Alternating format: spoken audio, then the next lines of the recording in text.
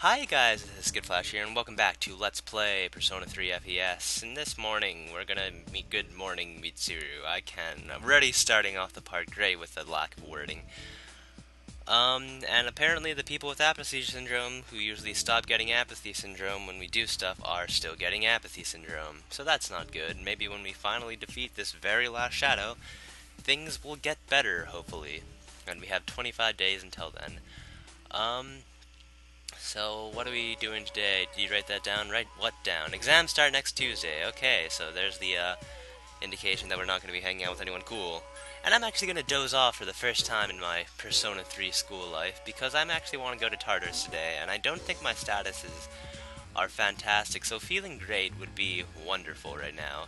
And I've also come to the resolution that I'm actually going to be cutting a bit more than I usually do. You won't see it now because mostly this part is mostly Tartarus stuff, but like the whole lunchtime who wants to hang out with me stuff, and probably the late night arcades are probably going to get completely cut out now because really lately it's been the exact same thing. But I'll talk about more of that when I actually get to that. Because Nozomi seems happy, and I completely glossed over what even made him happy. And he's talking more about his brother, who he feels inferior to. Oh, that's sad. Genetically predisposed to spilling your clothes. Is that really a thing?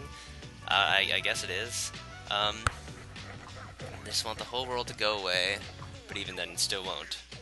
Better make it to paradise, and I'll totally have a sweet new body, of course. Okay, I see why he follows the cult, I suppose.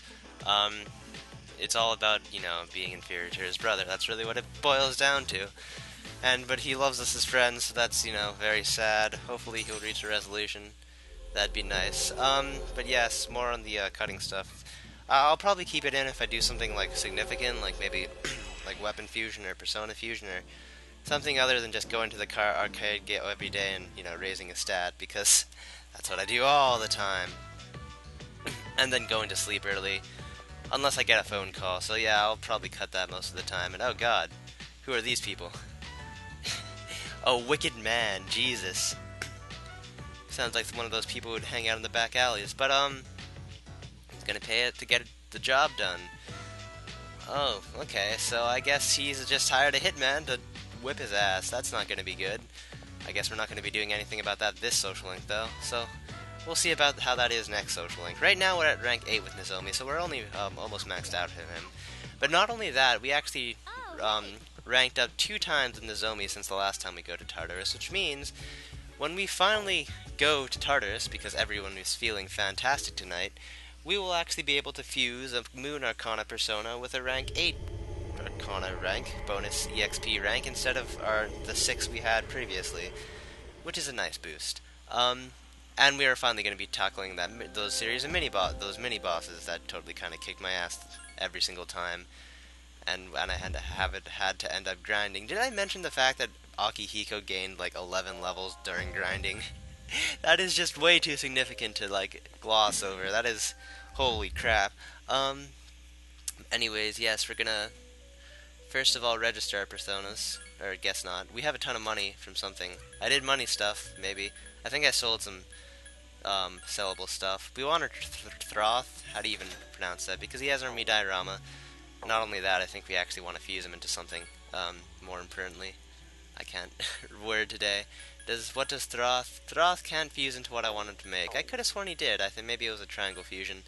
I guess not. Again, you sort of have to play with this to actually get what you want. There is a system, at least for the two Persona fusion, that's pretty easy. There's a chart like 2 specific Arcana will always make 1 Arcana, and I guess yes, we're making Dionysus.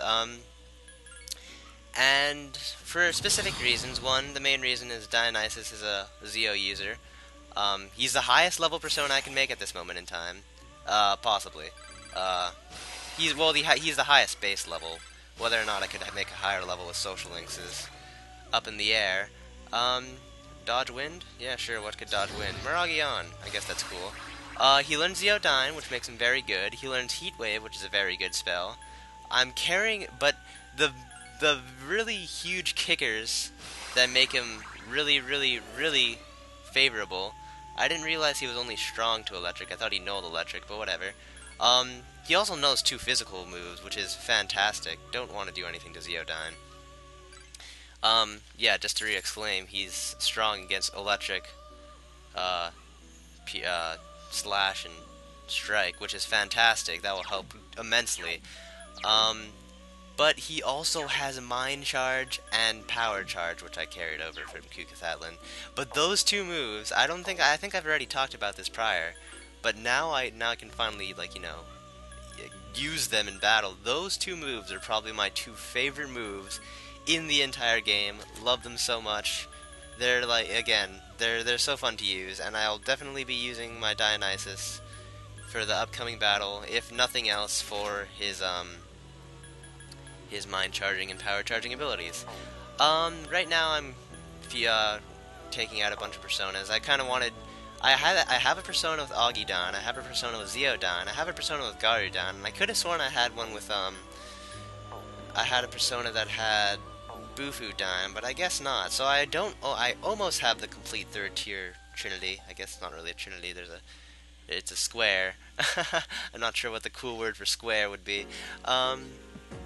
Chetrin, I don't even want to try. But that's still fine because we're mainly just going to be using Dionysus and Throth through this fight. So these guys, Fuuka's not lying when they say this is a tough one. This isn't even the boss before the dead end. This is just the boss before the dead end.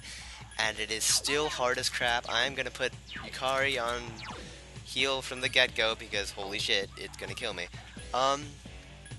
So despite Dionysus knowing Zeodyne, I'm actually not going to be using Zeodyne.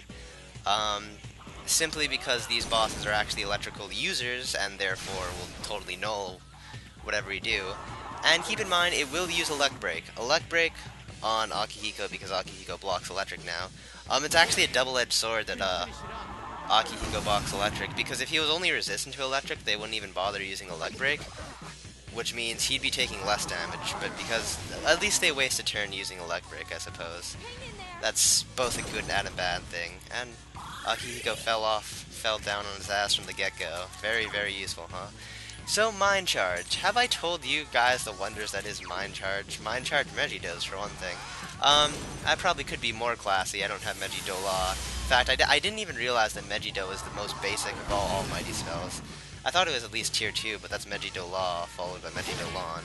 So we're pretty much like Augieing them to death, but I'm pretty sure Megiddo is classified as like a tier, like, is on the same caliber as a tier 2 spell, like an Augie Lao, rather than a tier 1 spell. So yeah, surprisingly, Akihiko's gonna be dying the most out of everyone.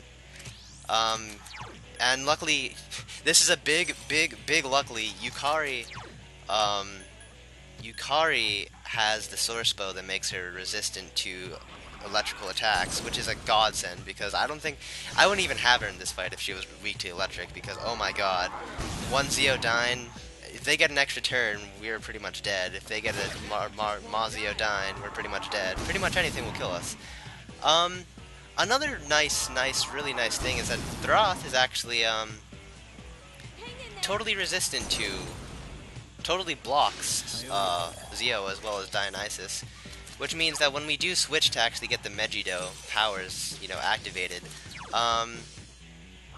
wait, did we switch to Throth? Who did we have equipped then? Oh, I might be thinking of, Hanuman. A lot of people I have are resistant to, our block electric is what I'm trying to say. And one nice thing, I guess it's not really nice at all, is that every time Akihiko dies, when he comes back to life, they'll actually waste another turn using Elect Break on him. So that's kind of nice. I guess, the more turns you can waste, the better, because these guys have a habit of kicking your ass. They're also using the Mind Charge strategy I'm using. And, did I Mind Charge? I don't remember Mind Charging. What am I doing? How much damage will this do? I guess I don't even remember what I'm doing anymore. So anywhoos, I don't think I've actually talked about the move.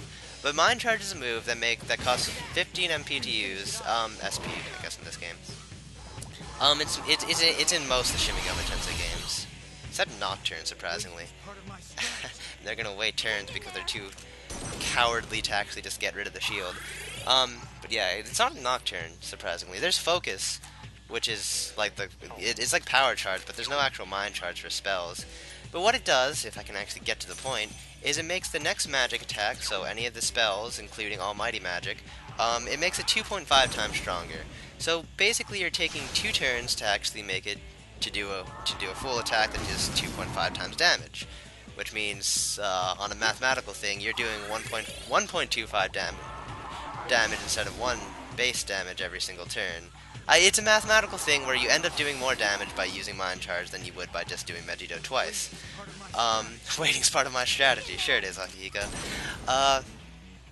What really makes it a lovely spell, aside from that, 2.5 times damage, because that's already a kicker in itself, is that Mind Charge only costs, 15 MP, meaning that, if I use 2 Megiddos, that would be 90 SP, right there, that I'm totally wasting, and obviously, as you can see, I don't really have that much SP, I keep on forgetting that. I don't have that much SP to spring for that many Megiddos. So, by using Mind Charge instead, I'm only using 15, I'm using 15 plus, I'm using 60 MP instead of 90. Later in the game, when the spells become really, really pricey, like Megiddo Law, that Mind Charge will help a ton in conserving SP and do more damage. So really, it's just the way to go. There's some pros and cons to it. I'll be honest with it. Right now, I want to use Megiddo just because if I can actually kill one of these, then it gets significantly easier. Whenever there's a boss battle that actually has multiple enemies, I always feel like instead of getting harder as the boss progresses, it actually gets easier, because once you actually kill a boss, they're pretty done. They're what are they gonna do? And someone had Counter-Strike, not sure who, and Akihiko's back in the living. But yeah, back to the glory that is Mind Charge. Another thing is Power Charge, its physical equivalent. It's also really good because many of the physical, actually all the physical moves actually take away a percentage of your HP. So maybe the strongest, oh wow, you got a critical hit. Lovely, Junpei. I thought these guys were resistant to physical, but I guess they're not. Huh. I could have been actually spamming, Heat Wave for that, if that was the case. I didn't know that. Unless they're resistant to it, in which case, never mind. And they're almost dead. Lovely. Doing fantastic. Much better than the constant deaths of before. And damn, Minato does a lot of damage on his own. But yeah, so, with physical moves, since you use a percentage of your HP, it can be kind of dangerous for prolonged uses, especially the super moves that take away maybe a quarter of your HP every single time you use it. By using Power Charge, instead of using 50% of your HP to do 2 moves, you just use 1 Power Charge and like I'm doing right now apparently, and you use and you only use half of what you were originally gonna use. The kicker is that you really got to hope you don't miss, because if you missed a Mind Charge or Power Charge move, it is the most defeating feeling in the entire world. I'll talk about more of the strategies about that later, seeing as I'm probably about to end this fight any minute now. I don't know why not sure why I'm switching to Grimelka. I'm pretty sure my Dionysus knows just as good of a move. Unless he is totally weak to Slash, I totally forget. Or am I gonna miss this? I almost feel like I am. Yes, I totally am. Again, the most defeating feeling. I should have switched to I should have just used my Dionysus. But oh wow, he is not as close to death as I thought he was. But yeah, so there's other strategies, like the whole amp moves, like the boost and amp moves, which we don't really have yet. And then there's when you have to actually manage it with buffs and debuffs, it becomes kind of difficult. But that's not the point right now. The point right now is that we totally survived this boss fight, and I somehow managed to randomly ramble over it for at least 7 minutes now, because we've been at this boss fight for quite a while. Holy goddamn. I think we can just end it with a normal Mighty Swing. Yeah, I suppose. Right? As long as you don't miss. I think I really need agility. It's kind of dependent on that. So we finally, we killed them. Lovely. Fantastic. I don't think I've actually mentioned either that my Dionysus, also because he was rank 8 in, with his Arcana, is that he also learned the move, Resist Wind, because he was originally weak to wind, which is fantastic. best feeling ever to actually cover all his weaknesses, so now I have an awesome Dionysus. But anywho's, yes, back to the good old Tartarus grind. These guys are the strong shadows of this floor. I don't think I actually showed them the last session of Tartarus, but they're total chumps. These are like the biggest chumps ever.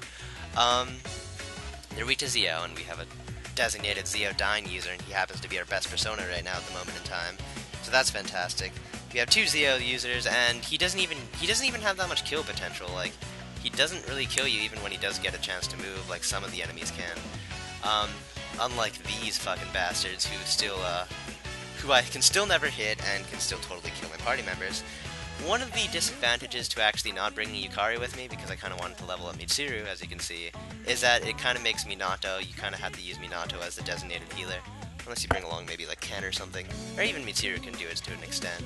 But actually that's not as bad, because again, it takes more time obviously, because you have to manually do everything. But Minato does have Cool Breeze at this point in time. He could be healing much, much longer, almost infinitely longer than you know, these people can. That sounds so horrible.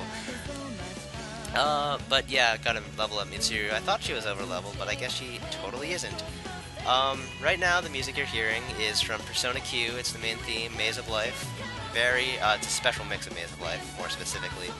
From the soundtrack that, you know, the game is included with, because I swear to God, Atlas games always include with bonus goodies when they come with the game, and that's just fantastic. I love that so much. What I don't love is missing Magarula, because that's just horrible. That's just really horrible. Luckily, Akihiko's there to cover my weight. And again, it's good to have Akihiko here, because he does have a level 2 persona, which means his possibilities are limitless, so to speak. What I mean to say by that is, unlike the other people, when they reach a certain level, they'll stop learning moves until they get their new persona. But Akihiko will not stop learning moves, because, you know, he has nowhere to go but up from here. But yeah, I feel like I'm talking way too fast. Oh my god. It's just the defense. I don't know what to say about it. It's just something I can do when talking about this game. I can talk about this game for quite a while until I realize that I can't really talk about this game. These wondrous Mayas, is that what you call them? These are the enemies that Elizabeth is looking for her quest, the Golden Relics. Fun fact, I don't find any of these guys. I actually had to do a wild grind fest to actually find these guys, and I actually leveled up even more because of that, because holy crap, I cannot find any of those guys. And I just want to do a little tangent to go on a math thing. I just used Mamudoon on these guys, and I only killed one of the 3. I don't really know the exact statistics to Mamudoon, but I'm pretty sure it has a pretty goddamn high rate of killing people, you know, who are actually weak to dark. I think it's like 40 on its own, and then maybe like doubles if they're weak to it. I don't know the exact numbers, but what I do know is it definitely should have killed more people, and it definitely shouldn't have missed as much as it did. So that kind of pisses me off. But yeah, back to the music. Holy shit, I love this song. Really, really excited for Persona Q. If you haven't heard, it's a spin-off cross. I guess Persona is really a spin-off of Shin Megami Tensei. It's a spin-off. Yeah, I guess you could. Yeah, it's between Persona 3 and Persona 4. Ultimate fan service. Not fan service in the traditional way of speaking, just in the sense that, oh my god, I am so excited for it. It's gonna be playing like Etrian Odyssey, which is a very fun series. I do really like the series, and Persona, of course. So we'll be doing hopefully I'll be doing the Mind Charge fucking Megidolons even in that game. So that sounds fun. I could have sworn one of our Personas had Dark Boost, but I guess they don't. And you learn Heat Wave too, that's fantastic. And don't do anything to Garudine, because I don't want anything to happen to Garudine. But yeah, Maze of Life, the main theme, all the main themes are just totally awesome, aren't they? I didn't expect this song to actually last 5 minutes, but it totally did. And now Akihiko has like a legitimate weapon. He's kind of been falling behind on that. Unfortunate, because he's like one of the only users that would use a physical weapon. I guess Junpei would. So you might have noticed, I guess I haven't done this in a while, but I've been running away from some fights just because they're a pain in fighting when they have different varied weaknesses, especially ones to weak to Bufu, because I really don't have anything for Bufu. These guys were surprisingly easy to kill. They didn't have that much health. I think the Minotaurs are what I'm thinking of, that just have a ton of health. And he killed himself through Counter-Strike. That's hilarious. Yeah, you don't want to fight Minotaurs because those take forever. Oh my god, I don't think they even have weaknesses. And this is what I want to see when I actually, like, you know, use Mamudoon. I want to see actually everyone die. Like they should, because holy shit, that's just how things should work. And we managed to actually talk through all that, and that was actually a very, very long Tartarus session. Even speeding up, like over like 300%, it still took like 6 minutes. But yes, we made through it. In the next part, we will be fighting the next Tartarus mini boss and getting to the end. So until then, this has been Skid Flash. Hoping you've enjoyed. Well, I can't even do an outro. This has been Skid Flash. Hope you've enjoyed watching. Bye.